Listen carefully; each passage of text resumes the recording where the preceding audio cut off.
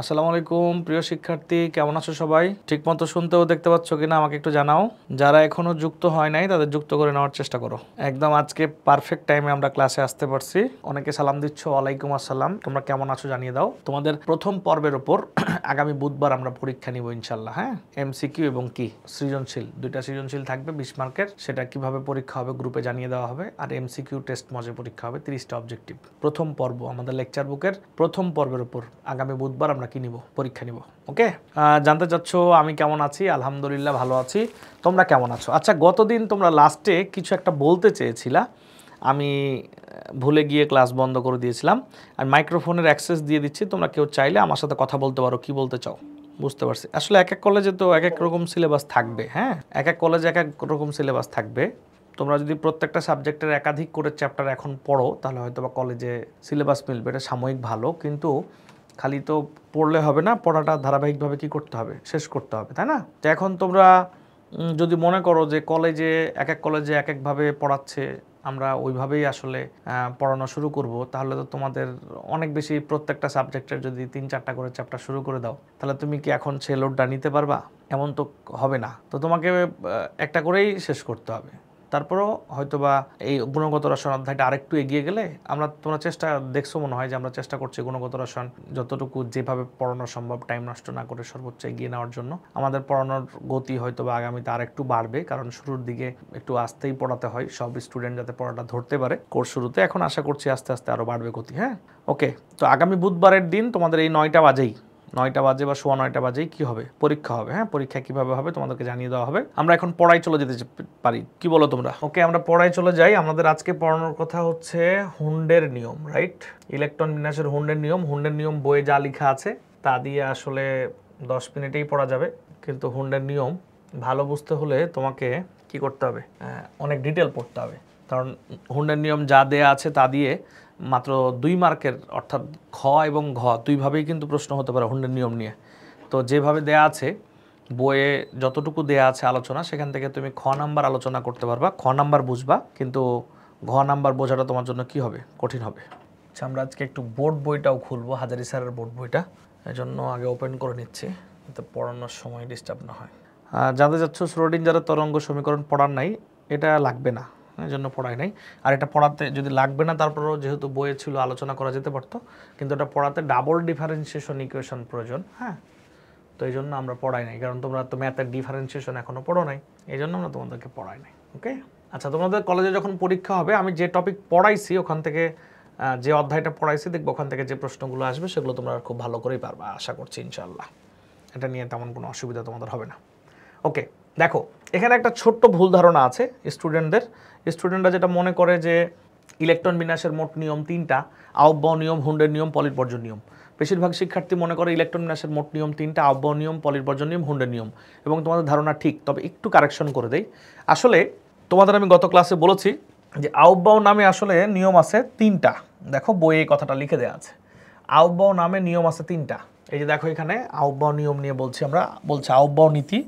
এখানে বলা হচ্ছে এই যে আউটবাউ নীতি, তো বলা হচ্ছে নীতি নামে নিয়ম আছে কয়টি? 3টি। এই রুলস অনুসারে বিভিন্ন অরবিটালে ইলেকট্রন প্রবেশ করে।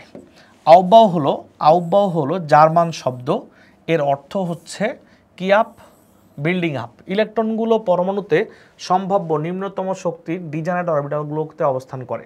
এই অবস্থাকে গ্রাউন্ড স্টেট বলে বা ইলেকট্রন বিন্যাস বলে। সমশক্তির অরবিটালগুলোকে ডিজেনারেট অরবিটাল, অর্থাৎ আচ্ছা, এটা নিয়ে আলোচনা করা যেতে পারে। তো দুঃখিত, একটু আমি যেটা বোঝাতে চেয়েছি সেটা একটু গুলাই গেছে। এই দেখো আউটবাউ নীতির নামে 3টি নিয়ম। কয়টি নিয়ম? 3টি। তো 3টি নিয়ম কি? এই আউটবাউ নীতির 3টি নিয়ম এর সারাংশ হলো, একটা যেটা তোমরা 9-10-এ পড়েছো, এটার আলাদা কোনো নাম নেই। আউটবাউ নীতি নামে 3টি নিয়ম, এই যে দেখো 3টি নিয়ম লেখা আছে, যেটা তোমরা 9-10-এ পড়েছো, 1s 2s 2p 3s, এটা এর আলাদা কোনো নিয়ম নেই, নাম নেই। আর একটা হচ্ছে পলিটবর্জন নীতি, আর একটা হচ্ছে হুন্ডের নীতি। একটা হচ্ছে পলিটবর্জন নীতি, একটা হুন্ডের নীতি। তো সবাই যেটা মনে করে যে হুন্ডের নীতি, পলিটবর্জন নীতি আর আউটবাউ নীতি আলাদা, আসলে এইটার নাম নেই, এই জন্য এটাকে আউটবাউ নীতি বলা হয়। কিন্তু বইয়ে যেটা বলছে যে যেটা তুমি 9-10 থেকে জানো ওটাও আউটবাউ নীতি, আর হুন্ডের নীতি এবং পলিটবর্জন নীতি যেটা তুমি 9-10 থেকে জানো না সেটাও হচ্ছে কি, আউটবাউ নীতির একটা অংশ। কিন্তু যেহেতু আমরা যেটা 9 10-এ পড়ে আসছি, ওই নীতির আহ্বাও ছাড়া আর কোনো নিয়ম নাই, নাম নাই, তাই ওই নীতিটাকে আহ্বাও নীতি বলেই সবাই প্রকাশ করে। আর বাকি দুইটা নিয়মের যেহেতু নীতি আছে, তার মানে তাকে বলা হয় কি তোমার হুন্ডের নীতি এবং পলির বর্জ্য নীতি। বলো ব্যাপারটা ক্লিয়ার কিনা? তাহলে আমরা আবার শুরু থেকে আলোচনা করতেছি। আহ্বাওয়ের কয়টা নিয়ম? 3টা নিয়ম। একটা যেটা আমরা 9 10-এ পড়ে আসছি এটা, আর একটা হুন্ডের নিয়ম, একটা কি পলির বর্জ্য নীতি।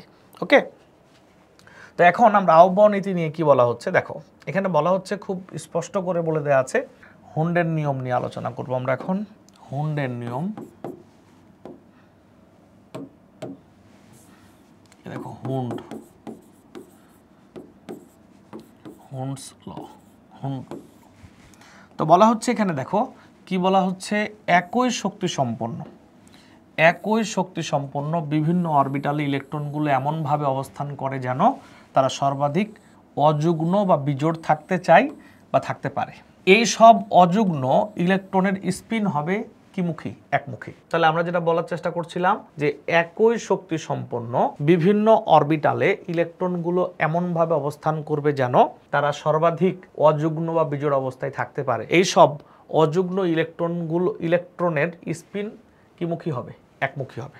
তাহলে আমি আবার বলছি, একই শক্তি সম্পন্ন বিভিন্ন অরবিটালে ইলেকট্রন সমূহগুলো এমনভাবে অবস্থান করবে যেন তারা সর্বাধিক অযুগ্ন বা বিজোড় অবস্থায় থাকতে পারে।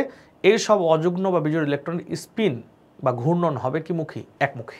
আবার যদি বলি, একই শক্তি সম্পন্ন বিভিন্ন অরবিটালে ইলেকট্রনগুলো এমনভাবে অবস্থান করে যেন তারা সর্বাধিক অযুগ্ন বা কী অবস্থায় থাকতে পারে? বিজোড় অবস্থায় থাকতে পারে। এবং এই অযুগ্ন ইলেকট্রনের স্পিন হবে কিমুখী? একমুখী। তোমরা খাতায় প্রয়োজনে নোট করে নিতে পারো। আমি আবার বলছি, একই শক্তি সম্পন্ন বিভিন্ন অরবিটালে, কি বললাম, একই শক্তি সম্পন্ন বিভিন্ন অরবিটালে ইলেকট্রনগুলো এমনভাবে থাকতে চাই বা থাকতে পারে, যাতে তারা সর্বাধিক অযুগল অবস্থায় থাকতে চায়। এবং এই অযুগল ইলেকট্রনগুলার স্পিন, এই যে দেখো, এই সব অযুগ্ন ইলেকট্রনের স্পিন হয় একমুখী। এখন প্রশ্ন করতে পারো তোমরা যে একই শক্তি সম্পন্ন বা সমশক্তি সম্পন্ন, একই শক্তি সম্পন্ন বা সম্পন্ন বা সমশক্তি সম্পন্ন বলতে কি বুঝো? আচ্ছা তোমরা বলো তো, সবাই কমেন্ট করে জানাও দেখি আমাকে, অরবিটালের শক্তি পরিমাপ করা হয় কি দিয়ে? অরবিটালের শক্তি পরিমাপ করা হয় কি দিয়ে? কে বলতে পারে? আচ্ছা যাই হোক, তোমরা নিশ্চয়ই জানো যে অরবিটালের শক্তি পরিমাপ করা হয় এন এবং এল এর মান যোগ করে, তো এখানে দেখো ধরো আমি একটা অরবিটাল লিখলাম 3px, 3py, 3pz। এর এন এবং এল এর মান কত? এর এন এবং এল এর মান হচ্ছে 3 + 1 মানে কত? 4। এর এন এবং এল এর মান কত? 3 + 1 মানে কি? 4। এর এন এবং এল এর মান কত? 3 + 1 মানে কি? 4। নিশ্চয়ই বুঝতে পারছো। তার মানে কি দাঁড়াচ্ছে যে 3px, 3py, 3pz এদের প্রত্যেকের শক্তি কি? সমান। তাহলে পি অরবিটালের 3টা অংশ যাদের প্রত্যেকের শক্তি সমান, কারণ এখানে এক্স ওয়াই জেড দিয়ে কিন্তু শক্তি পরিমাপ করা হয় না, শক্তি পরিমাপ করা হয় কি দিয়ে? এন এবং এল এর মান যোগ করে। তাহলে পি অরবিটালের 3টি অংশ যাদের প্রত্যেকের শক্তি সমান, ডি অরবিটালের 5টি অংশ যাদের প্রত্যেকের শক্তি সমান, আর এফ অরবিটালের 5টি অংশ যাদের প্রত্যেকের শক্তি সমান। বলো ব্যাপারটা ক্লিয়ার কিনা, তুমি বুঝতে পারছো কিনা? সমশক্তি সম্পন্ন অরবিটাল বলতে কি বুঝো? যেমন এখানে বলে দিচ্ছে, দেখো এখানে বলে দিচ্ছে যে একই শক্তি সম্পন্ন বিভিন্ন অরবিটাল বলতে 3টি পি অরবিটাল, 5টি ডি অরবিটাল এবং 7টি এফ অরবিটালকে বোঝানো হয়। 3টি পি অরবিটাল, 5টি ডি অরবিটাল এবং 7টি এফ অরবিটালকে বোঝানো হয়। কি ক্লিয়ার? অর্থাৎ পি এর যে 3টা অংশ, ডি এর যে 5টা অংশ, এফ এর যে 7টা অংশ, এদের প্রত্যেকের শক্তি সমান, তাই এদেরকে বলা হয় সমশক্তি সম্পন্ন অরবিটাল বা ডি জেনারেট অরবিটাল। তাহলে পি এর 3টি অংশ, ডি এর 5টি অংশ, এফ এর 7টি অংশ, প্রত্যেকটা অংশের শক্তি যেহেতু সমান, তাই এদেরকে বলা হয় কি? সমশক্তি সম্পন্ন অরবিটাল। মাথায় রাখতে হবে, নর্মালি ইলেকট্রন বিন্যাস কিন্তু করি আমরা আহ্বাও নীতি অনুযায়ী, কিন্তু P orbital, D orbital, F orbital এই সব অরবিটালকে ভেঙে ইলেকট্রন বিন্যাস করতে না হলে আমাদের হুন্ডের নিয়মের কিন্তু কোনো প্রয়োজন ছিল না। যেমন দেখো, তুমি 9-10-এ যখন তুমি ইলেকট্রন বিন্যাস করতা, ধরো নাইট্রোজেনের, তখন তুমি কি করতা? বলতে 1s2, 2s2, 2p3, অর্থাৎ এতটুকু বললেই কিন্তু শেষ, আহ্বাও নিয়ম অনুযায়ী ইলেকট্রন বিন্যাস হয়ে যায়। কিন্তু তোমাকে এখন বলা হচ্ছে যে এই পি এর কয়টা অংশ, তুমি সেটা ভাগ করে দেখো। পি এর কয়টা অংশ? যেমন 1s2, 2s2, 2px, 2py, Y, 2p কি জেড। তাহলে এখন পি এর কয়টা অংশ চিন্তা করো, পি এর 3টা অংশ, 3টা অংশে যদি ইলেকট্রন বিন্যাস করতে যাই তাহলে প্রথমে দিছো একটা, তারপরে দিলে কয়টা, এখানে দিলে একটা, তারপরে দিলে এখানে একটা, তারপরে দিলে এখানে একটা। কেন তুমি এখানে একটা একটা করে দিলা কেন? তুমি তো এখানে এই যে 2p এক্স এ 2টা, যেহেতু এক্স ওয়াই জেড এ 2টার বেশি ইলেকট্রন থাকতে পারে না, তাই এখানে 2টা আর এখানে একটাও তো দিতে পারতা, তুমি সেটা দাও নাই, কারণ তোমাকে 9-10-এ শেখানো হচ্ছে যে যদি 3টা ইলেকট্রন থাকে তাহলে তুমি একটা একটা করে দিবা, 4টা থাকলে আবার তখন এখানে 2টা, এখানে একটা দিবা। কিন্তু তুমি কেন একটা একটা করে দিলা তুমি কিন্তু সেটা জানতা না 9-10-এ। এখন নিশ্চয়ই তুমি আজকে জানতে পারবা যে আসলে এখানে একটা একটা করে দেওয়ার নিয়মটা হচ্ছে কি, হুন্ডের নিয়ম। যদি আমরা কখনো সমশক্তি সম্পন্ন অরবিটালে ইলেকট্রন বিন্যাস করি, অর্থাৎ পি এর 3টা অংশে বা ডি এর 5টা অংশে বা এফ এর 7টা অংশে আমরা কি করি, ইলেকট্রন বিন্যাস করি, তখন কি হবে? তখন যেটা হবে যে প্রত্যেকটা অংশে আমরা কি দিব, ইলেকট্রন যখন দিব তখন প্রথমে আগে একটা করে দিব। অর্থাৎ যুগ্ন বা বিজোড় বলতে যেটা বোঝাচ্ছে, এক্স ওয়াই জেড প্রত্যেকটাতে 2টা করে ইলেকট্রন থাকে, পি এক্স এ পি ওয়াই এ পি জেড এ প্রত্যেকটাতে কয়টা করে ইলেকট্রন থাকে, 2টা করে থাকে। যদি একটা করে দেই তাহলে কি অযুগ্ন বা বিজোড়, আর যদি 2টা করে দেই তাহলে এটা কি জোড়। তাহলে প্রথমে কি হবে, প্রথমে যতক্ষণ সম্ভব আগে অযুগ্ন থাকার চেষ্টা করবে, মানে আগে একটা করে দিতে হবে। এরপর যখন দেখব যে না 3টা অরবিটালে 3টা ইলেকট্রন চলে গেছে, অর্থাৎ ব্যাপারটা যদি এরকম হয় যে হ্যাঁ আমরা P3 পড়তেছি, তখন ঠিকই কিন্তু X P Y P Z নিয়ে কাজ করছি, তখন একটা করে ইলেকট্রন দিয়ে দিলাম। কিন্তু যখন P4 তখন কি করতেছি, তখন আমি কিন্তু আর একটা রাখতে পারছি না, এখানে 2টা, তারপর এখানে একটা দিচ্ছি। অর্থাৎ যতক্ষণ সম্ভব এরা অযুগল অবস্থায় থাকবে, আর এরপর যখন সম্ভব না তখন কিন্তু যুগল হয়ে যাবে। আচ্ছা, এইটুকু যদি আমরা কেউ জানি তাহলে আমরা হুন্ডের নিয়মের একটা পার্ট কমপ্লিট করতে পারবো। হুন্ডের নিয়মের কিন্তু 2টা পার্ট, আমি যদি তোমাকে বোঝাই, হুন্ডের নিয়মের 2টা অংশ ভালো করে খেয়াল করো। এই যে এইটুকু একটা পার্ট, একই শক্তি সম্পন্ন বিভিন্ন অরবিটালে ইলেকট্রনগুলো এমনভাবে অবস্থান করে যেন তারা সর্বাধিক অযুগ্ন বা বিজোড় অবস্থায় থাকতে পারে। এইটুক হচ্ছে হুন্ডের নিয়মের একটা পার্ট। এই যে একই শক্তি সম্পন্ন বিভিন্ন অরবিটালে ইলেকট্রনগুলো এমনভাবে অবস্থান করবে যেন তারা সর্বাধিক অযুগ্ন বা বিজোড় অবস্থায় থাকতে পারে। এই সব অযুগ্ন ইলেকট্রনের স্পিন কি মুখী হবে, একমুখী হবে। এই সব অযুগ্ন ইলেকট্রনের স্পিন কি মুখী হবে, একমুখী হবে। তাহলে বলছি একই শক্তি সম্পন্ন বিভিন্ন অরবিটালে ইলেকট্রনগুলো এমনভাবে অবস্থান করবে যেন তারা সর্বাধিক অযুগ্ন বা বিজোড় অবস্থায় থাকতে পারে, এবং এই অযুগ্ন ইলেকট্রন স্পিন একমুখী। এখন তুমি যে এখানে যেভাবে ইলেকট্রন বিন্যাস করেছো তা দিয়ে তুমি অযুগ্ন নাকি যুগ্ন, অযুগল নাকি যুগল, বিজোড় নাকি জোড়, তুমি সেটা ফাইন্ড আউট করতে পারবা। কিন্তু যারা বিজোড় তাদের স্পিন কোন মুখে আছে, একমুখী নাকি উভমুখী, তা কিন্তু নির্ধারণ এইভাবে করার সুযোগ নেই। এজন্য হুন্ডের নিয়মের ইলেকট্রন বিন্যাস করতে হয় বক্স পদ্ধতিতে। কি পদ্ধতি? বক্স পদ্ধতি, যেটা আমরা এর আগে একবার দেখিয়েছিলাম তোমাদেরকে। তাহলে হুন্ডের নিয়মের অপর নাম হচ্ছে বক্স পদ্ধতিতে ইলেকট্রন বিন্যাস। তো চলো আমরা নাইট্রোজেনের এই ইলেকট্রন বিন্যাসটাকে কীভাবে বক্স পদ্ধতিতে করা যায় সেটা নিয়ে কথা বলি। যেমন প্রথমে আমরা নাইট্রোজেন নিয়ে কথা বললাম, তাহলে 1s2 2s2 2p3 এটা একবার লিখে ফেললাম। লিখে ফেলার পর আমরা এখন বক্স বানাবো। যেমন নাইট্রোজেন নিয়ে চিন্তা করব, এটা হচ্ছে 1s বক্স, এটা 1s, তারপর হচ্ছে দিলাম এটা 2s, আর এরপর কি দিব আমরা 2p, এই যেমন। তো প্রথমে 1s, তারপর 2s, তারপর কি 2p। তো এখন যেটা হয় এখানে আমরা একটা করে ইলেকট্রন দিব, তারপরে আবার যাবে, এ তো 2টাই ক্লোজ, এখানেও 2টা দিয়ে দিলাম। এখানে এখন কয়টা আছে? 3টা। এখন 3টা যে ইলেকট্রন আছে প্রত্যেকটাতে একটা একটা করে দিব, এবং দেখো একটা করে যে দিলাম এদের স্পিন কোনমুখী, একমুখী, অর্থাৎ সবাই ঊর্ধ্বমুখী।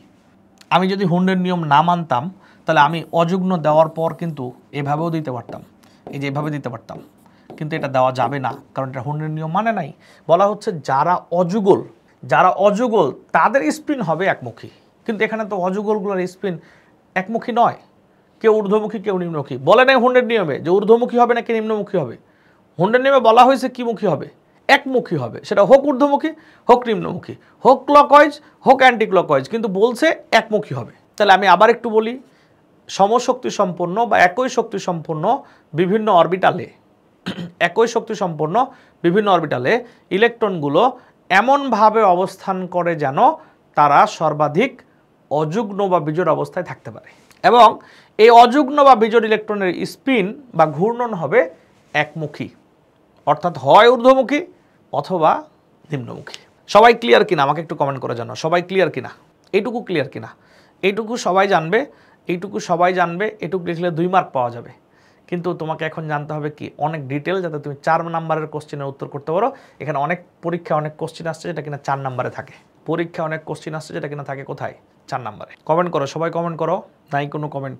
ওকে, দেখো আমরা এখন কথা বলবো। আচ্ছা, এই ইলেকট্রন বিন্যাসটাকে এভাবেও দেখানো যেতে পারে, এভাবে দেখানো যেতে পারে যে প্রথমে আমরা লিখলাম 1s, এরপর একটু উপরে দিলাম, এরপর আরও উপরে দিলাম, এই যে আরও উপরে দিলাম, ঠিক আছে। এই দেখো প্রথমে 1s, তারপর কি 2s, তারপর এখানে ছোট করে 2p দিচ্ছি। তাহলে কি দাঁড়াচ্ছে ঘটনা? ধরে নেওয়া হচ্ছে এটা,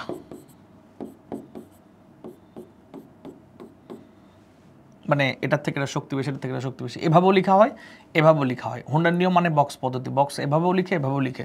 কিন্তু আমি এরকম লিখে কোনো বইয়ে তোমাকে সেটা দেখালাম, বাট এটা আমি প্রিফার করছি না, তুমি এটা না লিখলেও হবে। এটা আমি প্রিফার করছি না, তুমি এটা না লিখলেও হবে, ওইটা লিখলেও হবে। কি ক্লিয়ার? আচ্ছা, এখন আমরা দেখব হুন্ডার নিয়মের প্রযোজ্যতা, যে কোথায় হুন্ডার নিয়ম প্রযোজ্য। আমরা দেখব হচ্ছে হুন্ডার নিয়মের প্রযোজ্যতা, অর্থাৎ কোথায় হুন্ডার নিয়ম প্রযোজ্য। এই যে হুন্ডের নিয়মের, হুন্ড ল এর প্রযোজ্যতা। ক্লিয়ার? অর্থাৎ কোথায় হুন্ডের নিয়ম কি প্রযোজ্য। তো এখন যেটা বলা হচ্ছে যে বইয়ে একটা কথাই লেখা আছে, কিন্তু ওই একটা কথা দিয়ে হবে না, অনেকগুলো কথা জানতে হবে। এই দেখো, এস অরবিটালের ক্ষেত্রে হুন্ডের নিয়ম প্রযোজ্য নয়। আমি তোমাকে একটা বিষয় ভালো করে বোঝানোর চেষ্টা করছি, সেটা হচ্ছে যে আমি কোথায় নিয়ম প্রযোজ্য, এই কথাটা শুধু হুন্ডের নিয়মের ক্ষেত্রে না, তুমি সব ক্ষেত্রে জেনে থাকবা কোথায় নিয়ম প্রযোজ্য আর কোথায় নিয়ম প্রযোজ্য নয়। কি বললাম? কোথায় নিয়ম প্রযোজ্য, কোথায় নিয়ম প্রযোজ্য না, এটা বোঝার উপায় কি? ধরো তুমি হুন্ডের নিয়ম জানো, আমি হুন্ডের নিয়ম জানি না, কিন্তু তুমি হুন্ডের নিয়ম জানার পরেও যে ইলেকট্রন বিন্যাস করলা, আমি হুন্ডের নিয়ম না জেনেও ইলেকট্রন বিন্যাস ওটাই করলাম, ভুল করলাম না, তাহলে হুন্ডের নিয়ম এখানে দরকার নাই, কারণ তুমি জানলেও যা উত্তর, আমি জানি না তাও তো তার উত্তর, তাহলে এখানে নিয়মের দরকার কি? অর্থাৎ যেখানে নিয়ম মানলে যা হয়, নিয়ম না মানলে কি হয় তাই হয়। যেখানে নিয়ম মানলে যা হয়, নিয়ম না মানলে কি হয় তাই হয়, তাহলে ওখানে হুন্ডের নিয়মের কি নাই, দরকার নাই। কি ব্যাপারটাকে ক্লিয়ার না? ক্লিয়ার না? বুঝতে পারছো কিনা? তাহলে আমরা এখন যে বিষয়টা নিয়ে কথা বলছিলাম সেটা হচ্ছে, চলো আলোচনায় যাই। সেটা হচ্ছে এস অরবিটালে কেন হুন্ডের নিয়ম প্রযোজ্য নয়। এস অরবিটালে কেন হুন্ডের নিয়ম প্রযোজ্য নয়? এখন ধরো তুমি হুন্ডের নিয়ম জানো, তখন তুমি 2টা ইলেকট্রন থাকলে তো 2টাই দিতা, আর একটা থাকলে কি করতা? একটাই তো দিতা। এখানে তো ভুল করার কিছু নাই, যে হুন্ডের নিয়ম জানে সেও একটা থাকলে এভাবে দিবে। ধরো যদি এখানে 2s1 হয়, তাহলে কি করব আমি হুন্ডের নিয়ম জানি না, তাহলে এরকমই তো দিব। তুমি জানো, তুমি জেনেও তো এরকমই দিবা। অর্থাৎ এই যে দেখো 2p, না দুঃখিত 2s2, তুমি কি করবা? তুমি হুন্ডের নিয়ম জানো দেখে তুমি এভাবে দিবা, না জানলে আমি কি করতাম? এভাবে দিতাম। এখন তুমি বলবা যে স্যার যদি আমি ভুল করে এভাবে দিই, হ্যাঁ এটা দিলে ভুল, কিন্তু সেটা তো হুন্ডের নিয়ম অনুযায়ী ভুল না। হুন্ড তো বলে নাই যুগ্ম ইলেকট্রনগুলোর স্পিন ভিন্নমুখী হবে, এটা তো 2টা ইলেকট্রন থাকে, একটা ক্লকওয়াইজ একটা অ্যান্টি ক্লকওয়াইজ, ওটা তো অন্য নিয়মে বলা হয়েছে, এটা তো হুন্ডে বলা হয় নাই। হুন্ডে বলা হয়েছে তারা সর্বাধিক অযুগল অবস্থায় থাকবে, এবং যারা অযুগল হবে তাদের স্পিন হবে কি মুখী, একমুখী। এবং হুন্ডের নিয়ম এস অরবিটালের ক্ষেত্রে প্রযোজ্য না, এটা বই লেখা আছে, কিন্তু আমি তোমাকে আরো অনেক ডিটেল কিছু শেখানোর চেষ্টা করছি যে কোথায় প্রযোজ্য কোথায় প্রযোজ্য না। যদি কোনো পূর্ণ অরবিটাল হয়, পূর্ণ orbital, not only S orbital, পূর্ণ অরবিটাল যেমন p6 বা d10, এদের ক্ষেত্রে হুন্ডের নিয়ম প্রযোজ্য না। p6 বা d10 এখানেও হুন্ডের নিয়ম প্রযোজ্য না, এস অরবিটালেও প্রযোজ্য না, p6 বা d10 এখানেও প্রযোজ্য না। কেননা দেখো এইখানে খেয়াল করে দেখো, এই দেখো p যদি p6 হয়, তাহলে আমি তো এখানে 2টা করে দিব। তুমি হুন্ডের নিয়ম জানো, তাই প্রথমে একটা করে দিয়ে তারপরে এরকম করে দিয়েছো। আর আমি মনে করো হুন্ডের নিয়ম জানি না, আমি কি করলাম, এখানেও 2টা করে দিলাম, এখানেও, ঘুরে ফিরে তো আলটিমেট রেজাল্ট সেম। তুমি জানো একটা একটা করে দিয়ে তারপর তো 2টা করে দিছো, আর আমি জানি না, আমি শুরুর থেকে 2টা করে দিয়ে গেছি, তাতেও তো কোনো অসুবিধা নাই, তুমি যা রেজাল্ট আনছো আমি তো তাই আনছি। কথা কি ক্লিয়ার? সবাই একটু বলো ক্লিয়ার কিনা।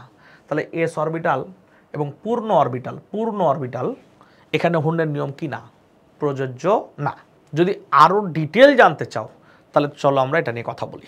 সেটা হচ্ছে ধরে নাও p1, এই P1 কমেন্ট করবা সবাই সঙ্গে সঙ্গে, বলো তো তোমরা P1 হুন্ডের নিয়ম প্রযোজ্য নাকি প্রযোজ্য না? P1 হুন্ডের নিয়ম প্রযোজ্য নাকি প্রযোজ্য না? কমেন্ট করো, সবাই কমেন্ট করো। একজন বলছো না, হ্যাঁ চমৎকার, কেন? কারণ এটা তো আমি এমনি দিতে পারি। এখন তুমি হুন্ডের নিয়ম জানো না বা জানো, তুমি ভুল করবা কিভাবে? একটা ইলেকট্রন আছে, একটাই তো দিতে হবে। তুমি বলবা যে আমি এই ঘরে না দিয়ে এই ঘরে দিব, একই তো কথা। হুন্ড তো বলে নাই যে তুমি প্রথম ঘরে দাও। হুন্ড বলছে স্পষ্ট শুধু দুইটা কথা। কি কথা? যে যারা অযুগল না, যারা সমশক্তি সম্পন্ন অরবিটালে প্রবেশ করবে তাদের ক্ষেত্রে তারা সর্বাধিক অযুগল থাকতে চাইবে, এবং যারা অযুগল তাদের স্পিন হবে একমুখী। সে বলে নাই যে কোন ঘরে থাকবে ইলেকট্রন, ঊর্ধ্বমুখী হবে নাকি নিম্নমুখী হবে, ক্লকওয়াইজ হবে নাকি অ্যান্টি ক্লকওয়াইজ হবে।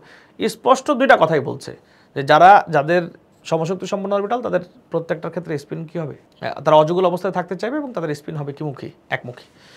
আমার মনে হয় ব্যাপারটা ক্লিয়ার হওয়ার কথা।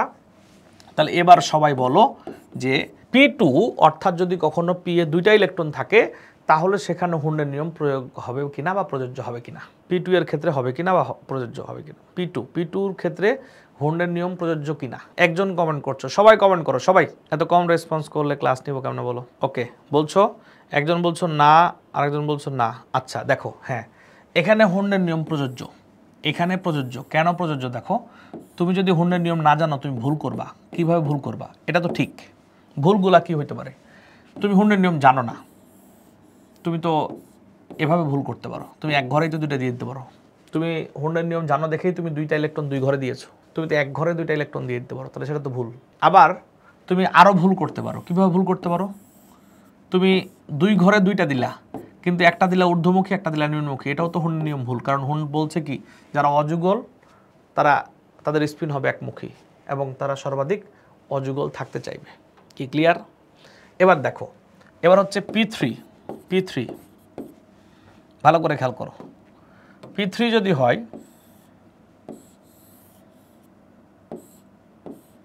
P3 যদি হয় তাহলে কি হবে?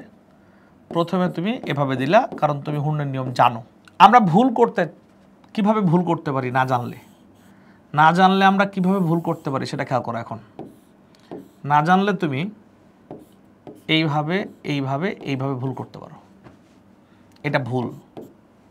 আবার তুমি এভাবেও ভুল করতে পারো,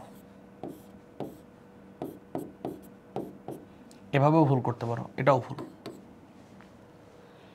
কি ক্লিয়ার? এবার সবাই কমেন্ট করবা যে প্রশ্ন করছি সেটা নিয়ে, তাহলে বুঝতে পারছো। সবাই কমেন্ট করবা যে প্রশ্ন করছি সেটা নিয়ে। P4 এর ক্ষেত্রে হুন্ডের নিয়ম প্রযোজ্য হবে নাকি প্রযোজ্য হবে না? সবাই কমেন্ট করো, সবাই।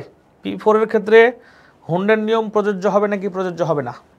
দুজন বলছে, আচ্ছা তিনজন বলছে হবে হবে হবে, ধন্যবাদ। দেখো এটার ক্ষেত্রে কি হবে, এটার ক্ষেত্রে কি হবে? আমরা প্রথমে একটা করে দিলাম, দেওয়ার পর এখানে রিপিট হলো। এবার এখানে কি হবে? এখানে কি হবে? আমি যদি ভুল করতে চাই, এটা ঠিক, ভুল করতে চাই, কিভাবে ভুল করতে পারি? কিভাবে ভুল করতে পারি? এভাবে ভুল করতে পারি, দুঃখিত।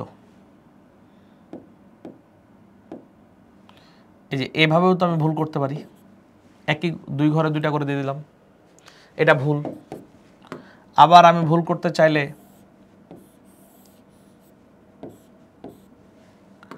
এভাবেও তো ভুল করতে পারি। কিভাবে ভুল করতে পারি? ধরো আমি এরকম দিলাম, একটা ঊর্ধ্বমুখী দিলাম, একটা নিম্নমুখী দিলাম, এভাবেও তো ভুল করতে পারি। তাহলে যেখানে হুন্ডের নিয়ম না মানলে ভুল করার সুযোগ আছে, অর্থাৎ যে হুন্ডের নিয়ম জানে না সে ভুল করতে পারে, তাহলে ওখানেই আমার নিয়ম দরকার আছে, কারণ তুমি নিয়ম না মানলে ভুল করবা। এবার সবাই কমেন্ট করবা, সবাই অল কমেন্ট করো, এটা হুন্ডের নিয়ম প্রযোজ্য হবে নাকি হবে না? এখানে হুন্ডের নিয়ম প্রযোজ্য হবে নাকি হবে না? একজন কমেন্ট করছো হবে, বাকিরা হবে, 3-4 জন কমেন্ট করছো হবে। তাহলে চলো আমরা দেখি যে আমাদের এখানে ভুল করার সুযোগ আছে কিনা। বলো, তুমি হুন্ডের নিয়ম জানো, তাই তুমি কি করলা? এভাবে দিলা, একটা একটা একটা, এরপর একটা। আমি হুন্ডের নিয়ম জানি না, আমিও তো এমনি দিতাম, প্রত্যেক ঘরে দুইটা করে দিতাম, তারপর একটা দিতাম। এখানে যে বলা হচ্ছে অযুগল থাকবে বা থাকতে চায়, এখানে আর অযুগল থাকার সুযোগ নাই। আর যারা অযুগল তাদের স্পিন হবে একমুখী, তাহলে এদের তো অযুগল একটাই, কার সাথে তুমি কম্পেয়ার করবা? কি ক্লিয়ার না? ক্লিয়ার না? তাহলে যখন হুন্ডের নিয়ম হবে, যখন হুন্ডের নিয়ম অ্যাপ্লাই হবে তখন কি হবে? প্রথমে একটা একটা করে যাবে, কিন্তু এখানে তার যাওয়ার সুযোগ নাই, এখানে তার যাওয়ার সুযোগ নাই। তাহলে তুমি মানলেও এটা, বুঝলেও এটা হুন্ডের নিয়ম, না বুঝলে বা না মানলেও কিন্তু এটাই ইলেকট্রন বিন্যাস হবে। তাহলে এখানে হুন্ডের নিয়ম প্রযোজ্য নয়। আর P6 তো আগেই বলে দিলাম যে এখানে আর ভুল করার কি নেই, সুযোগ নেই। এই দেখো এখানে ভুল করার সুযোগ নেই, এই যে। তাহলে কোথায় কোথায় মানবে? P2 দরকার, P3 এর জন্য হুন্ডের নিয়ম দরকার, P4 এর জন্য দরকার। খাতায় নোট করে নাও, হ্যাঁ, এগুলো বইয়ে এভাবে ডিটেল লেখা নাই। আর এইখানে, এইখানে এবং এইখানে হুন্ডের নিয়ম দরকার বা প্রযোজ্য নয়। এস অরবিটালের প্রয়োজন নাই, পূর্ণ অরবিটালের প্রয়োজন নাই। এস অরবিটালে হুন্ডের নিয়মের দরকার নাই, পূর্ণ অরবিটালের জন্য হুন্ডের নিয়মের দরকার নাই। আর এইগুলোর ক্ষেত্রেও কিন্তু কি নাই, দরকার নেই। নিশ্চয়ই বুঝতে পারছো, আমাকে জানাও যে সব ক্লিয়ার কিনা। নিশ্চয়ই বুঝতে পারছো, আমাকে জানাও যে সব ক্লিয়ার কিনা। এবার আসো, হ্যাঁ ক্লিয়ার, ধন্যবাদ। এখন আমার একটা কোশ্চেন তোমাদের কাছে, যে হুন্ডের নিয়মে যারা সমশক্তি সম্পন্ন অরবিটাল ইলেকট্রনাইজ করবো তাদের ক্ষেত্রে তারা সর্বাধিক অযুগল অবস্থায় থাকতে চায়, কিন্তু অযুগল থাকলে কি লাভ? আর অযুগল ইলেকট্রনগুলোর স্পিনই বা কেন একমুখী হতে হবে? হলে কি লাভ? হুন্ড বললো যে সমশক্তি সম্পন্ন অরবিটালগুলোতে ইলেকট্রন সর্বাধিক অযুগল অবস্থায় থাকতে চায়, আর এই অযুগল ইলেকট্রনগুলো স্পিন হবে কি? একমুখী। তাহলে অযুগলই কেন হবে? আর অযুগল হলে তাদের স্পিনই কেন একমুখী হবে? হলে কি লাভ? তো চলো আমরা এটা নিয়ে আলোচনা করি। এখানে একদম স্পষ্ট করে লিখে দেওয়া আছে আমাদের হাজারি স্যারের বইয়ে, খুব সংক্ষেপে লিখা আছে কিন্তু স্পষ্ট করে লেখা আছে। এ দেখো হুন্ডের নিয়মের দ্রষ্টব্য বলছে, হুন্ডের নিয়মে দুটি অংশ রয়েছে, যেমন সমশক্তি সম্পন্ন অরবিটাল PX PY PZ এর প্রথমটিতে একটি করে ইলেকট্রন প্রবেশ করে এবং শেষে অবশিষ্ট ইলেকট্রনটি দ্বারা যুগল গঠন করে। আচ্ছা, ভালো কথা, 1 নম্বর পয়েন্ট আমরা বুঝে গেছি। 2 নম্বর পয়েন্টটা বলছে অর্ধপূর্ণ অরবিটাল সমূহে ইলেকট্রন সমূহ একমুখী স্পিন বা প্যারালাল স্পিন যুক্ত থাকে।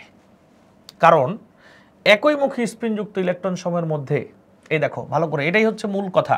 কেন প্যারালাল স্পিন বা একমুখী স্পিন থাকে?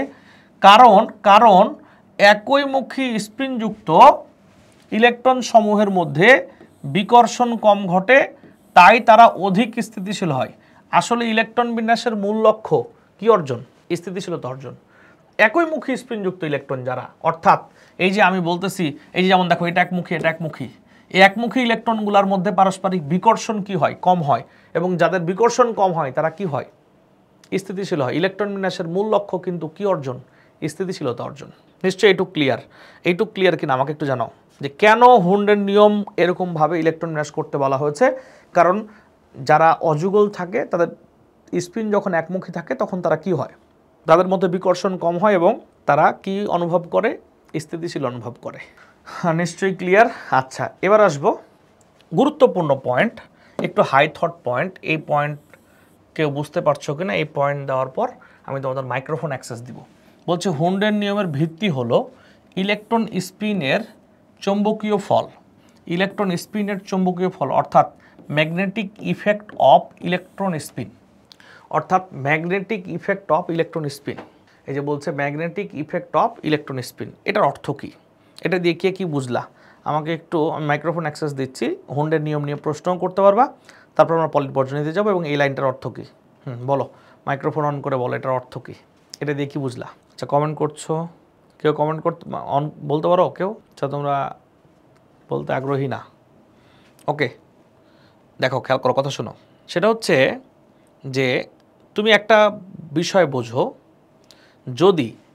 যদি পি অরবিটাল 3 ভাগে ভাগ না হতো, PX PY PZ, D orbital 5 ভাগে ভাগ না হতো, এফ অরবিটাল 7 ভাগে ভাগ না হতো, তাহলে হুন্ডের নিয়মের দরকার ছিল?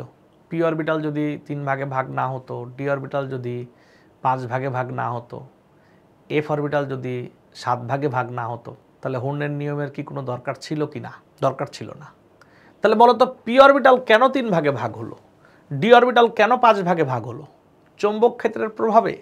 চৌম্বক ক্ষেত্রের প্রভাবেই তো এটা ভাগ হয়েছে। যেমন আমরা তোমাদেরকে বলেছিলাম যে বোর মডেলের অন্যতম প্রধান ভিত্তি হচ্ছে ম্যাক্স প্ল্যাঙ্কের কোয়ান্টাম তত্ত্ব, দুঃখিত, ম্যাক্স প্ল্যাঙ্কের যে সূত্র ছিল, অর্থাৎ E = hc/λ, ম্যাক্স প্ল্যাঙ্কের যে কোয়ান্টাম তত্ত্ব সেই তত্ত্বের উপর ভিত্তি করেই বোর মডেলের বোর মডেলের অন্যতম প্রধান ভিত্তি ম্যাক্স প্ল্যাঙ্কের কোয়ান্টাম তত্ত্ব, কারণ কোয়ান্টাম তত্ত্ব না দিলে বোর বর্ণালী ব্যাখ্যা করতে পারতো না, আর বর্ণালী ব্যাখ্যা করতে না পারলে বোর এত বিখ্যাতও হইতো না। তাহলে আবার বলি, বোর মডেলের অন্যতম প্রধান ভিত্তি হচ্ছে ম্যাক্স প্ল্যাঙ্কের কোয়ান্টাম তত্ত্ব, কারণ বোর বর্ণালী ব্যাখ্যার জন্য বিখ্যাত হয়েছে, আর তিনি বর্ণালী ব্যাখ্যা করেছেন ম্যাক্স প্ল্যাঙ্কের কোয়ান্টাম তত্ত্বের সাহায্যে। ঠিক তেমনই যদি চৌম্বক ক্ষেত্রের প্রভাব না থাকতো অরবিটালের ওপর, তাহলে পিএক্স পিওয়াই পি যেটা ভাগ হতো না, ডিও 5 ভাগে ভাগ হতো না। পি যদি 3 ভাগে ভাগ না হতো, ডি যদি 5 ভাগে ভাগ না হতো, তাহলে কি হতো? তাহলে হুন্ডের নিয়মের দরকার ছিল না। তাহলে বলছে হুন্ডের নিয়মের ভিত্তি হলো ইলেকট্রন স্পিনের চৌম্বকীয় ফল, অর্থাৎ magnetic effect of electron spin. নিশ্চয়ই এবার ক্লিয়ার? আমাকে একটু জানাও, নিশ্চয়ই ক্লিয়ার? হ্যাঁ, আমাকে জানাও ক্লিয়ার কিনা। ওকে, ক্লিয়ার। হ্যাঁ, ধন্যবাদ যারা কমেন্টের উত্তর দিচ্ছ। তাহলে ক্লাসটা আমাদের কাছে প্রাণবন্ত বা ইন্টারেক্টিভ মনে হচ্ছে। সবাই চেষ্টা করো ইন্টারেক্টিভ ক্লাস করার জন্য। এই জন্য তোমাদের জন্য জুম রেখেছি। জুম রেখে তোমরা যদি এরকম কমেন্ট এবং কথা না বলো, তাহলে আসলে লাভ কী হইলো? কোনো লাভ হইলো না। আচ্ছা, মাঝে মাঝে যেটা হয় যে এই হুন্ডের নিয়ম নিয়ে যে কোশ্চিন, মাঝে মাঝে যেটা হয় হুন্ডের নিয়ম থেকে এরকম কোশ্চিন দিয়ে দেয়। আমি একটু লিখেই বলি। ধর এরকম কোশ্চিন দিল যে অক্সিজেন বা নাইট্রোজেন, বললো যে নাইট্রোজেনের ইলেকট্রন বিন্যাস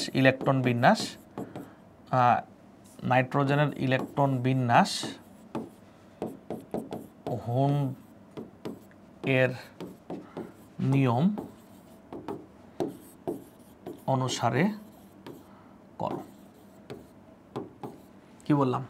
নাইট্রোজেনের ইলেকট্রন বিন্যাস হুন্ডের নিয়ম অনুসারে করো, বা বললো অক্সিজেনের ইলেকট্রন বিন্যাস হুন্ডের নিয়ম অনুসারে করো, বা নাইট্রোজেনের ইলেকট্রন বিন্যাস হুন্ডের নিয়ম মেনে চলে ব্যাখ্যা করো। এখন 2 মার্কের কোশ্চেন দিলে তো কোনো কথাই নাই। তুমি কি করতা? বলতা যে একই শক্তি সম্পন্ন অরবিটালে ইলেকট্রন সমূহ সর্বাধিক অযুগল অবস্থায় থাকতে চাই, আর এই অযুগল ইলেকট্রনের স্পিন হবে কি? একমুখী। কথা কি বুঝছো? দিয়ে তুমি ইলেকট্রন বিন্যাস করে দিলা বক্স করে, 2 মার্ক পেয়ে গেলা। কিন্তু এই কোশ্চেন যখন গ বা ঘতে আসে, মানে 3 বা 4 মার্কের জন্য দেয়, তখন হয়ে যায় ভেজাল।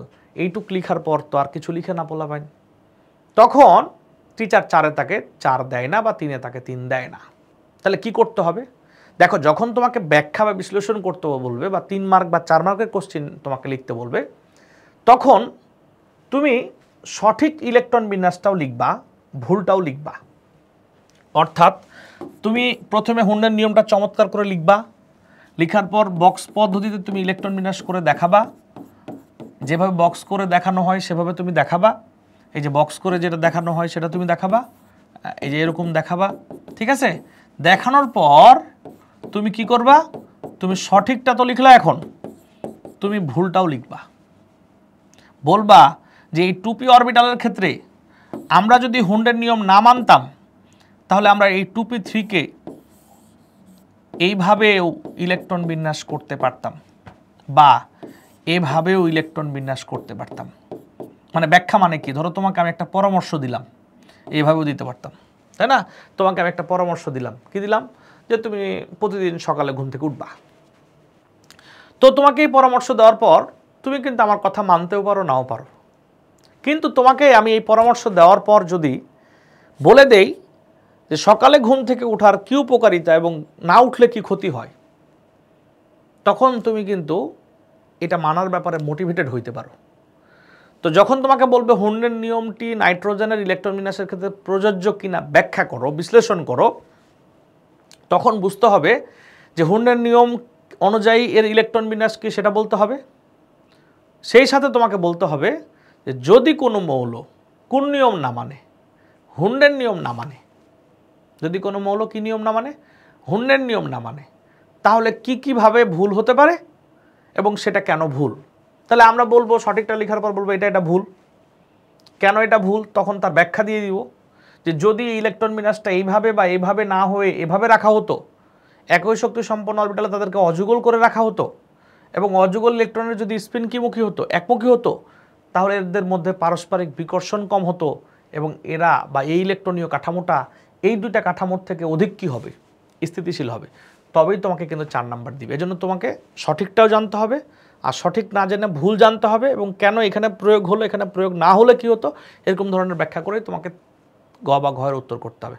বলো ক্লিয়ার না ক্লিয়ার না? যদি ক্লিয়ার থাকো আমরা হুন্ডের নিয়ম নিয়ে আর কথা বলতে চাই না। হুন্ডের নিয়ম কি, কীভাবে ব্যাখ্যা করা যায়, কীভাবে পরীক্ষায় প্রশ্ন আসলে লিখবো, আমরা কীভাবে এমসিকিউ উত্তর করবো, সব কিছু তোমাদের ডিটেল বুঝিয়ে দেওয়ার চেষ্টা করেছি। বাট সবাই যা পড়ে তাতে 2 মার্ক পাওয়ার মতো উত্তর করে। কমেন্ট করছো ক্লিয়ার। আমরা এখন কথা বলবো নতুন একটা নীতি নিয়ে। নীতির নাম হচ্ছে, আমরা বলি পলির বর্জন নীতি, কিন্তু আসলে পাউলির বর্জন নীতি। আমরা বলি পলির বর্জন নীতি, কিন্তু আসলে এটা পাউলির বর্জন নীতি। এই যে পাউলির বর্জন নীতি, আর একটা হচ্ছে পলির বর্জন নীতি, একই কথা। তো বলা হয়েছে পলির বর্জন নীতিতে কি, বই থেকে আমরা তোমাদেরকে দেখাই। এই দেখো পলির বর্জন নীতি, খুব ভালো করে খেয়াল করো। পলির বর্জন নিয়মটি হলো, বলছে একই পরমাণুতে দুটি ইলেকট্রনের 4টি কোয়ান্টাম সংখ্যার মান কখনো সমান থাকে না। কমপক্ষে যে কোনো একটির মান কি হয়, অসমান হয়, বা সর্বোচ্চ 3টির মান কি হয়, সমান হয়। তো বলছে দেখো একই পরমাণুর, কি বলছে এখানে, একই পরমাণুতে দুটি ইলেকট্রনের, একই পরমাণুতে দুটি ইলেকট্রনের যে কোনো দুইটা ইলেকট্রন, মনে করো তুমি একটা পরমাণু নিলা, ধরো ক্যালসিয়ামের তুমি যে কোনো দুইটা ইলেকট্রন, ক্যালসিয়ামে তো 20টা ইলেকট্রন থাকে, ধরো 15-16তম বা 19-20তম বা 17-18তম, যে কোনো দুইটা ইলেকট্রন নিবা, নিয়ে তুমি কি করলা, তার 4টা কোয়ান্টাম সংখ্যার মান চেক করবা। দেখবা 4টা কোয়ান্টাম সংখ্যার মান কখনোই সমান হবে না। হতে পারে একটাও সমান হয় নাই, হতে পারে সর্বোচ্চ 3টা সমান হয়েছে, কিন্তু কখনোই কি হবে না, 4টাতে 4টা সমান হবে না। তাহলে একটা ইলেকট্রন আরেকটা ইলেকট্রন পতিত হবে। এটাই হচ্ছে পলির বর্জন নীতি। তাহলে আমরা আবার একটু বুঝাই। একই পরমাণুর দুটি ইলেকট্রনের 4টি কোয়ান্টাম সংখ্যার মান কখনো কি হতে পারে না, সমান হতে পারে না। কমপক্ষে, দেখো লেখা আছে কমপক্ষে একটির মান অসমান হয়, কমপক্ষে একটির মান অসমান হয়। এই কথাটা কোনো বই এভাবে লেখা আছে, কোনো বই আবার লেখা আছে সর্বোচ্চ 3টির মান সমান হয়। সর্বোচ্চ 3টির মান সমান হয়, আর একটির মান কি হয়, অসমান হয়, একই কথা। তো চলো আমরা একটা উদাহরণের মাধ্যমে এটা বুঝে নিই। তাহলে কি বললাম, আবার একটু রিপিট করি। একই পরমাণুর, যে কোনো একটা পরমাণুর যে কোনো দুটি ইলেকট্রনের 4টি কোয়ান্টাম সংখ্যার মান কখনো সমান হবে না। সর্বোচ্চ 3টি কোয়ান্টাম সংখ্যার মান সমান হতে পারে, বা একটি কোয়ান্টাম সংখ্যার মান কি হতে পারে, অসমান হতে পারে। তো কীভাবে আমরা ইলেকট্রন ম্যাচ করবো, যে কোনো একটা মৌল নিলাম, যদি আমরা ধরো ফসফরাস নিলাম, এখানে মোট 15টা কি আছে, ইলেকট্রন আছে। আমরা যদি দূরের ইলেকট্রন নেই, এই ধরো 10 নাম্বার আর 15 নাম্বার, বা 8 নাম্বার বা 15 নাম্বার, এরকম দূরেরগুলা নিলে অসমান তো হবেই দূরেরগুলা নিলে। একদম কাছাকাছিও নেই, একদম কাছাকাছি 2টা ইলেকট্রন নেই, তাও সর্বোচ্চ 3টা সমান হবে। তো দূরেরগুলো নিলে যেহেতু অসমান হবে, বা দূরেরগুলো না নিয়ে কাছেরগুলো নিয়ে কাজ করি। তাহলে যেমন ধরো এখানে আছে 15টা ইলেকট্রন, আমি ধরো 14 এবং 15তম নিয়ে কাজ করলাম, 14-15তম নিয়ে কাজ করলাম, 14-15 ডিস্টেন্স নাই। ওকে, তাহলে যে 1s2 2s2 2p3, দুঃখিত 2p6 3s2 3p3, এই দেখো এ পর্যন্ত 10টা ইলেকট্রন রাখা হয়েছে। এখানে হচ্ছে 11-12, আর এখানে হচ্ছে 13-14-15, 13-14-15, এ পর্যন্ত 12টা, 13-14-15টা।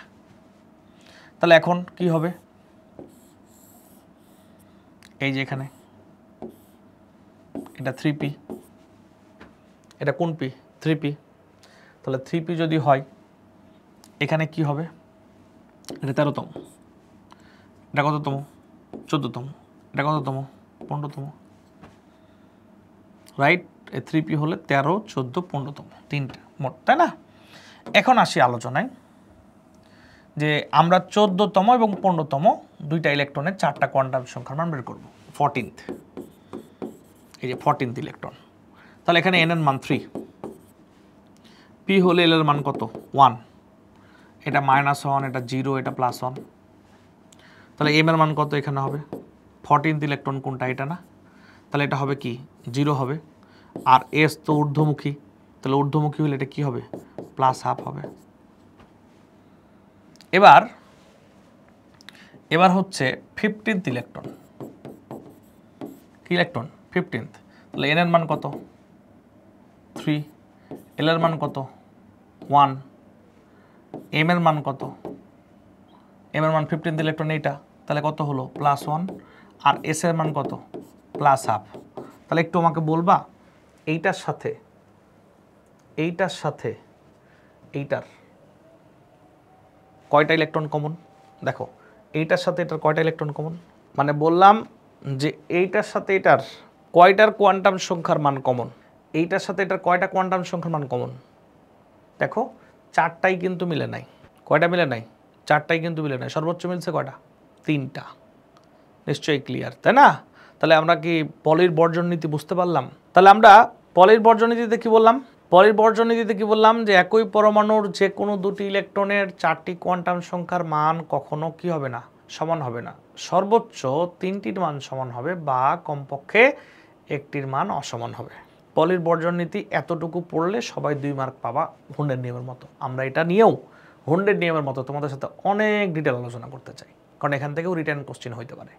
একবার একটা আচ্ছা, আমি এখন একটা কথা বলছি যে কথাটার সাথে পলির বর্জন নীতির সম্পর্কটা কি।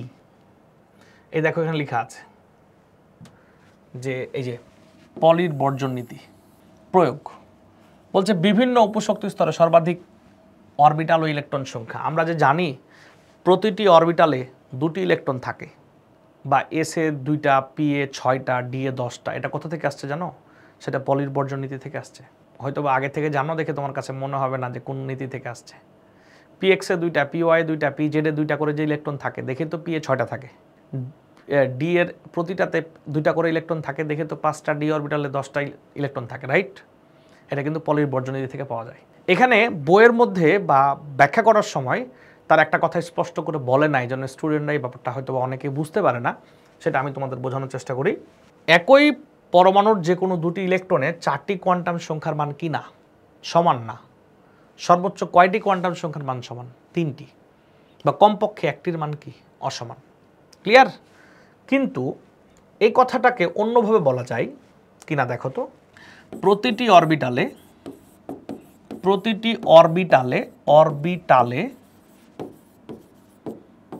2টির বেশি ইলেকট্রন থাকতে পারে না। অর্থাৎ 2টার বেশি ইলেকট্রনকে অরবিটাল বর্জন করে। এখন প্রতিটি অরবিটালে 2টির বেশি ইলেকট্রন থাকতে পারে না, এই কথার সাথে প্রতিটি অরবিটালে 2টির বেশি ইলেকট্রন থাকতে পারে না, এই কথার সাথে একই পরমাণুর যে কোনো 2টি ইলেকট্রনের 4টি কোয়ান্টাম সংখ্যার মান সমান হতে পারে না। এটা সম্পর্ক কি? এই সম্পর্কটা খুঁজতে হবে। সরাসরি বইয়ে এই কথাটা লেখা নাই, কিন্তু এটাই মূল কথা। প্রতিটি অরবিটালে 2টার বেশি ইলেকট্রন থাকতে পারে না, এটাই পলির বর্জন নীতিতে বুঝাইছে। কিন্তু আমরা তো পলির বর্জন নীতি মানে অন্য কিছু পড়লাম। আমরা কি পড়লাম পলির বর্জন নীতি মানে? আমরা পলির বর্জন নীতি মানে জানলাম একই পরমাণুর যে কোনো 2টি ইলেকট্রনের 4টি কোয়ান্টাম সংখ্যার মান কখনো কি হবে না, সমান হবে না। একই পরমাণুর যে কোনো 2টি ইলেকট্রনের 4টি কোয়ান্টাম সংখ্যার মান কখনো কি হবে না, সমান হবে না। আমরা এটা পড়লাম, রাইট? কিন্তু বাস্তবতা কি? বাস্তবতা হচ্ছে যে ওই কথার অর্থ নাকি এটা যে প্রতিটি অরবিটালে 2টির বেশি ইলেকট্রন থাকতে পারবে না। তো প্রতিটি অরবিটালে 2টির বেশি ইলেকট্রন থাকতে পারবে না, এইটার সাথে কোনো অরবিটালের বা কোনো পরমাণুর যে কোনো 2টি ইলেকট্রনের 4টি কোয়ান্টাম সংখ্যার মান কি না, সমান না, এই কথার সম্পর্কটা কি সেটা আমরা এখন বুঝে দেখি। ধরে নাও, আমরা এটা বাস্তবে সম্ভব না, তারপরও ধরে নাও যে এইটা একটা 3p অরবিটাল। এইখানে মোট প্রথম ঘরে 3টা ইলেকট্রন আছে, ধরে নাও এইরকম 3টা ইলেকট্রন আছে। বাস্তবে এটা সম্ভব না, কিন্তু মনে করো এই অরবিটালটা 3টা ইলেকট্রন আছে। মনে করো এই ঘরটাতে 2টার বেশি ইলেকট্রন আছে, মানে 3টা আছে। তো এখন আমি এই প্রথম ইলেকট্রনের, অর্থাৎ এখানকার প্রথম ইলেকট্রনটার 4টা কোয়ান্টাম সংখ্যার মান নির্ণয় করব। যেমন n = 3, l = 1, -1, 0, +1। তাহলে m এর মান কত? -1, আর s এর মান কত? +1। এবার মনে করো দ্বিতীয় ইলেকট্রন নিয়ে ভাববো। তো এবার n = 3, মনে করি l = 1, m এর মান হচ্ছে -1, s এর মান কিন্তু এবার -1/2। এবার আমি 3 নাম্বার ইলেকট্রনটা নিয়ে যদি কাজ করি তাহলে n equal 3, l equal 1, m equal -1 আর s ইকুয়াল কিন্তু আবার প্লাস হাফ। এখনই শুরু হলো আমাদের প্রশ্ন যে আমরা তো বললাম কোন অরবিটালে 2টার বেশি ইলেকট্রন থাকলে কি হবে, মানে সেটাকে বর্জন করবে। আর আমরা আবারও বললাম একই পরমাণুর যে কোনো 2টি ইলেকট্রনের 4টি কোয়ান্টাম সংখ্যার মান কখনো কি হবে না, সমান হবে না। কিন্তু তুমি দেখো একই অরবিটালে 2টির বেশি ইলেকট্রন রাখতে গিয়ে কি দুর্ঘটনা ঘটে, একটা ইলেকট্রন আর একটা ইলেকট্রনের উপর পতিত হয়, এর 4টা কোয়ান্টাম সংখ্যার মান আর 4টা কোয়ান্টাম সংখ্যার মান কি হয়ে গেল, সমান হয়ে গেল। একই বাসের টিকিট দুজনের কাছে বিক্রি করার মতো হয়ে গেল না। একই বাসের টিকিট কি আচ্ছা 2টা হলে কোয়ান্টাম সংখ্যা 4 হয় কিভাবে, সুন্দর বলে কি। আচ্ছা ঠিক আছে, আমি সুমনা তোর কথা প্রশ্ন বুঝি নাই, 2টা হলে কোয়ান্টাম সংখ্যা 4 হয় কিভাবে? মাইক্রোফোন অন করে তুমি প্রশ্ন করতে পারো, আমি তোমাকে অ্যাক্সেস দিয়ে দিচ্ছি। বলো কি প্রশ্ন। ইলেকট্রন 2টা হলে কোয়ান্টাম সংখ্যা 4টা হয় কিভাবে? প্রতিটা ইলেকট্রনেরই তো 4টা করে কোয়ান্টাম সংখ্যার মান আছে, এটা কেমন প্রশ্ন? তুমি আগের ক্লাসগুলো করো নাই, তাহলে না করলে রেকর্ড আছে, তুমি দেখে নিও যে প্রত্যেকটা ইলেকট্রনের তো কোয়ান্টাম সংখ্যা হয় 4টা করে, 4টা কোয়ান্টাম সংখ্যা ছাড়া তো হবে না। কিন্তু 2টা ইলেকট্রনের 4টা কোয়ান্টাম সংখ্যার মান তো সমান হবে না, 3টা সর্বোচ্চ সমান হবে। কিন্তু যদি আমি কোনো অরবিটালে 2টার বেশি ইলেকট্রন রাখতে যাই তখন তার 4টা কোয়ান্টাম সংখ্যার মান কী হয়ে যাবে, সমান হয়ে যাবে। তাহলে এই কথাটা যে কোনো 2টি ইলেকট্রনের প্রতিটি অরবিটালে 2টির বেশি ইলেকট্রন থাকতে পারে না, আর কোনো পরমাণুর যে কোনো 2টি ইলেকট্রনের 4টি কোয়ান্টাম সংখ্যার মান কি কখনো সমান হতে পারে না, এই দুটা কথা কি একই সূত্রে গাথা। এটা কি এখন ক্লিয়ার? আমাকে একটু জানাবা সবাই কমেন্ট করো, এটা কি ক্লিয়ার কিনা? ওকে ক্লিয়ার, হ্যাঁ। এখন চলো আমরা এই কথাটাই এখানে কিভাবে লেখা আছে, বলছে পলির বর্জন নীতির প্রয়োগ বিভিন্ন উপশক্তি স্তরে সর্বাধিক অরবিটাল ও ইলেকট্রন সংখ্যা, যেমন এস অরবিটালে 2টা ইলেকট্রন থাকে, পি অরবিটালে 2 2 2 6টা থাকে, ডি অরবিটালে 5 দুগুণা কয়টা থাকে, 10টা থাকে। এটা পলির বর্জন নীতির কারণেই বলা সম্ভব হয়েছে। এবার আসা হচ্ছে প্রধান শক্তি স্তরে সর্বাধিক ইলেকট্রন সংখ্যা। বলছে পলির বর্জন নীতি অনুসারে কোনো পরমাণুর অভ্যন্তরে একটি নির্দিষ্ট প্রধান শক্তি স্তরে সর্বোচ্চ n² অরবিটাল সম্ভব। মানে আমরা বললাম যে ধরো 3 নাম্বার শক্তি স্তর, কয় নাম্বার শক্তি স্তর? 3 নাম্বার। আমরা জানি প্রত্যেকটা শক্তি স্তরে 2n² সংখ্যক কি থাকতে পারে, ইলেকট্রন থাকতে পারে। প্রতিটি শক্তি স্তরে 2n² সংখ্যক ইলেকট্রন থাকতে পারে। আমরা জানি যে প্রত্যেকটা অরবিটালে ইলেকট্রন থাকে 2টা করে, তাহলে 2টা করে যে ইলেকট্রন থাকে আর 2n² সংখ্যক কি থাকে, অরবিটাল থাকে, তাহলে ঘটনা কি দাঁড়ালো, n² সংখ্যক অরবিটাল থাকে, প্রতিটি অরবিটালে 2টা করে ইলেকট্রন থাকে। ধরো এখানে আমরা n এর মান 3 বসালাম, তাহলে ইলেকট্রন হবে কয়টি? 18টি ইলেকট্রন থাকে কয়টি অরবিটালে? 9টি অরবিটালে, কারণ 9 গুণ 2 দেখেই তো কত হয়েছে, 18 হয়েছে। তাহলে আমরা জানি যে প্রতিটি শক্তি স্তরে n² সংখ্যক কি থাকতে পারে, অরবিটাল থাকতে পারে। আর যার প্রত্যেকটাতে ইলেকট্রন থাকে 2টা করে ইলেকট্রন থাকে, এজন্যই 2n² হয়, এজন্যই কি হয় 2n² হয়। তাহলে 2n² কিন্তু পাওয়া যায় কোথা থেকে? পলির বর্জন নীতি থেকে। তাহলে একটা কথা দাঁড়াচ্ছে, দেখো এখানে স্পষ্ট করে বলে দেওয়া হচ্ছে, এখানে কেউ না বুঝলে কমেন্ট করবা, যে এই যে দেখো তারকা চিহ্নিত পয়েন্ট, পলির ইলেকট্রন বিন্যাস এই নীতিকে বর্জন নীতি বা এক্সক্লুশন প্রিন্সিপাল বলার কারণ হলো এই নীতি অনুসারে প্রতিটি প্রধান শক্তি স্তরে সর্বোচ্চ ইলেকট্রন ধারণ ক্ষমতা 2n²। এর চেয়ে বেশি ইলেকট্রনকে এক্সক্লুড বা কি করে, বর্জন করে। অর্থাৎ কোনো শক্তি স্তরে 2n² বেশি ইলেকট্রন থাকতে পারে না, কোনো শক্তি স্তরে 2n² বেশি ইলেকট্রন থাকতে পারে না। কি বললাম? কোনো শক্তি স্তরে 2n² বেশি ইলেকট্রন থাকতে পারে না। এটার কথার অর্থ যা, প্রতিটি অরবিটালে 2টির বেশি ইলেকট্রন থাকতে পারে না, সে কথার অর্থ কিন্তু একই।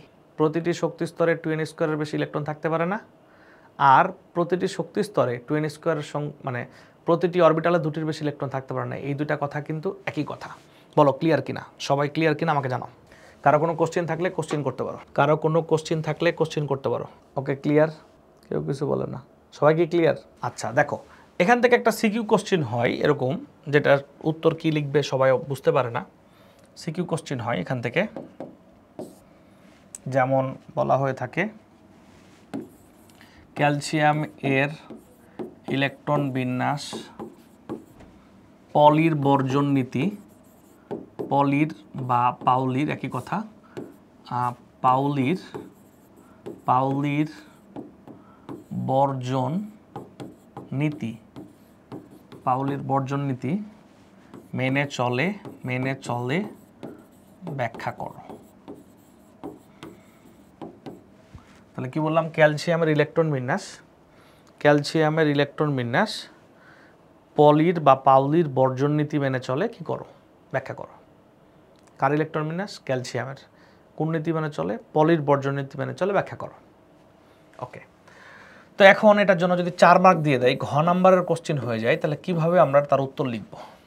তো আমাদের উচিত হচ্ছে প্রত্যেকটা অরবিটালের প্রতিটা ইলেকট্রনের 4টি করে কোয়ান্টাম সংখ্যার মান দেখানো। প্রথমে আমরা পলির বর্জন নীতি লিখব, কিন্তু আসলে এটা কি সম্ভব? এটা তো সম্ভব না। আমরা দেখি কিভাবে লেখা যায়। 1s2, 2s2, 2p6, 3s2, 3p6, এরপর হচ্ছে 4s2। এটা হচ্ছে ক্যালসিয়ামের ইলেকট্রন বিন্যাস। তো প্রথমে আমরা এরকম বক্স বানাবো, চার্ট বানাবো, ঠিক আছে? এই যে চার্ট বানাবো, এরকমভাবে চার্ট বানাবো। তো প্রথমে আমরা ইলেকট্রনের ক্রম দিব, ইলেকট্রনের অরবিটাল দিব। তো 1s2 অরবিটাল, তার মানে এখানে ইলেকট্রন আছে কি, ক্রমিক নাম্বার হচ্ছে 1 থেকে 2 ইলেকট্রন আছে। এবার এই অরবিটালের এন এর মান, এটা হচ্ছে এল এর মান, এটা হচ্ছে এম এর মান, আর এটা হচ্ছে এস এর মান। তো এখানে এন এর মান কত? 1, এল এর মান কত? 0, এম এর মান কত? 0, এস এর মান +½ আর কি -½ অর্থাৎ এখানে 2টা ইলেকট্রন আছে, একটা +½ একটা -½ এবার একইভাবে আমরা এটা দাগ টেনে দিলাম, সেই ঘরটা লাগবে না। এবার আমরা লিখব হচ্ছে 2s2 ইলেকট্রন থাকে 3 থেকে 4। তাহলে এখানে এন এর মান কত হবে? 2, এস এর মান কত? 0, এম এর মানও 0, এটা +½ আর এটা কি -½ এবার হচ্ছে আমরা কি করব,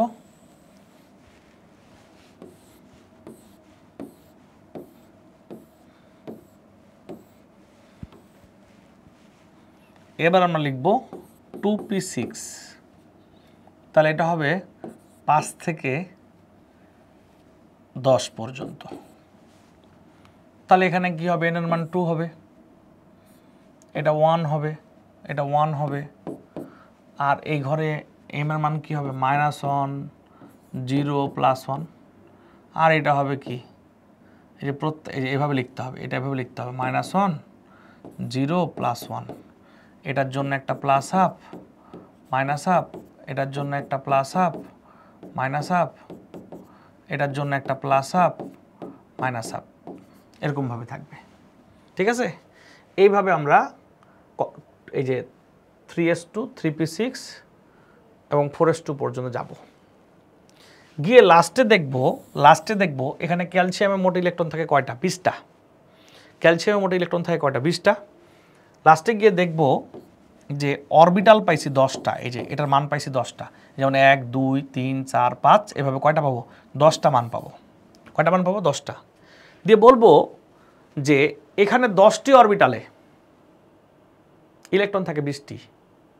ক্যালসিয়ামের ইলেকট্রন বিন্যাসে 10টি অরবিটালে ইলেকট্রন থাকে 20টি। এটাই পলির বর্জন নীতি। কি বললাম? হলো ক্যালসিয়ামের 10টি অরবিটালে ইলেকট্রন থাকে কয়টি? 20টি। এটাই কোন নীতি? পলির বর্জন নীতি। এখন কোশ্চেন করতে পারো যে এটার সাথে পলির বর্জন নীতির সম্পর্ক কি? ওই যে আমি শুরুতে বললাম যে কোনো অরবিটালে 2টার বেশি ইলেকট্রন থাকতে পারবে না, এটা পলির বর্জন নিয়ম। কেন? কারণ যে কোনো অরবিটালে 2টার বেশি ইলেকট্রন রাখতে গেলেই কি হবে?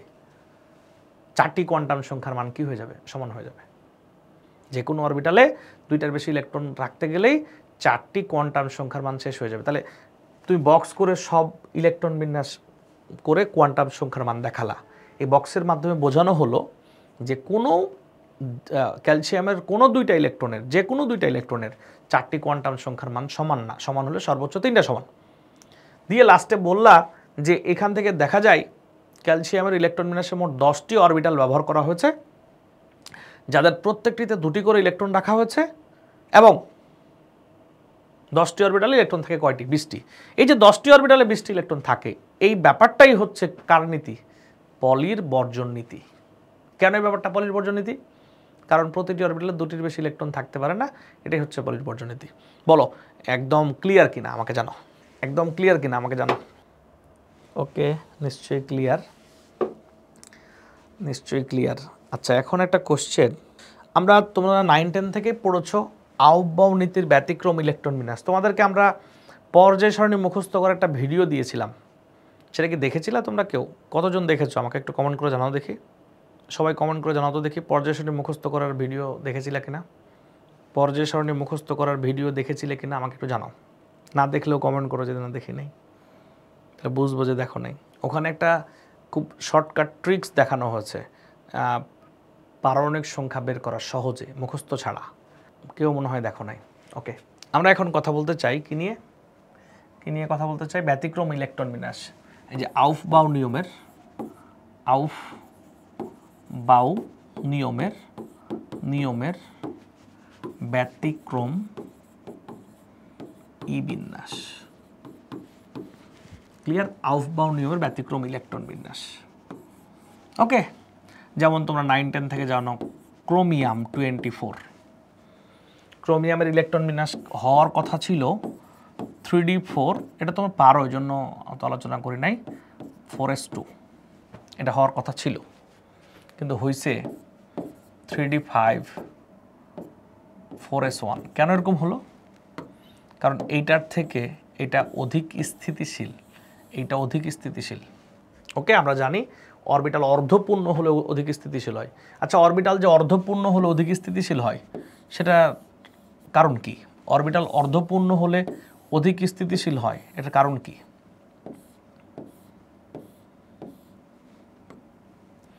অরবিটাল অর্ধপূর্ণ হলে অধিক স্থিতিশীল হয় কারণ কি?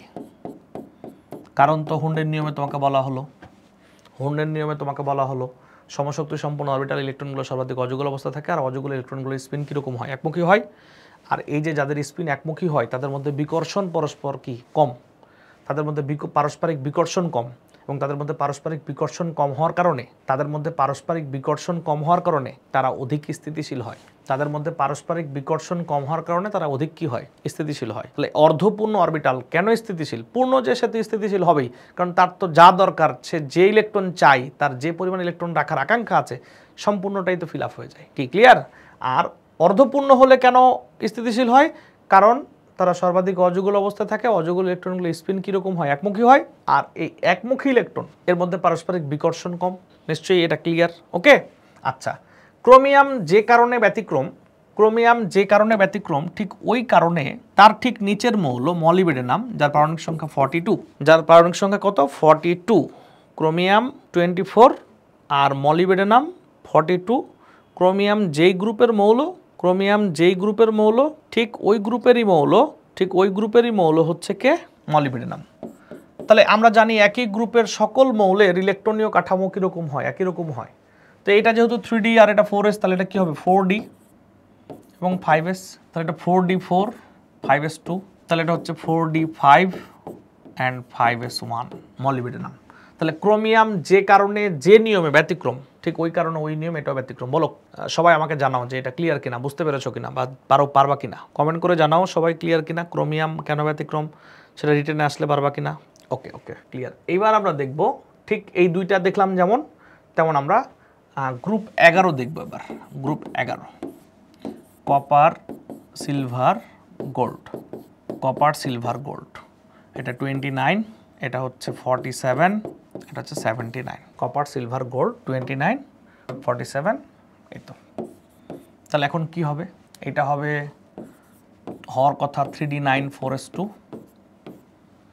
3d9 4s2, কিন্তু হয়েছে কি 3d10 অ্যান্ড 4s1, 3d10 এবং 4s1। এই দেখো এইটা, এটা কি হয়েছে? এটা হচ্ছে 4d9 5s2 হওয়ার কথা, কিন্তু হয়েছে কি 4d10 5s1, অর্থাৎ অর্ধ না পূর্ণ 10-এ 9টা থাকলেই তাকে আমরা একটা দিয়ে পূর্ণ করি। তাহলে এটা কি হয়েছে? একই ঘটনা, 5d9 6s2 হওয়ার কথা, হয়েছে 5d10 অ্যান্ড 6s1। আমাকে জানাও তোমরা এটা ক্লিয়ার কিনা, আমাকে জানাও তোমরা এটা ক্লিয়ার কিনা। সবাই একটু কষ্ট করে কমেন্ট করে জানাও। ওকে, আমরা আজকের পড়াটা এই পর্যন্ত রাখতে চাই। আমাদের দ্বিতীয় পর্ব প্রায় শেষ পর্যায়ে চলে গেছে, আমরা আর একটা ক্লাস দিয়ে সলভ দিব। তাহলে দ্বিতীয় পর্ব পুরোটা কী হয়ে যাবে, মানে আর 2টা ক্লাস লাগবে, একটা ক্লাস আর একটা হচ্ছে দাগিয়ে দিয়ে কিছু জিনিস সলভ করে দেওয়া হবে, ম্যাক্সিমাম 2টা ক্লাস লাগবে। তাহলে আমাদের দ্বিতীয় পর্বটাও কী হবে, শেষ হয়ে যাবে।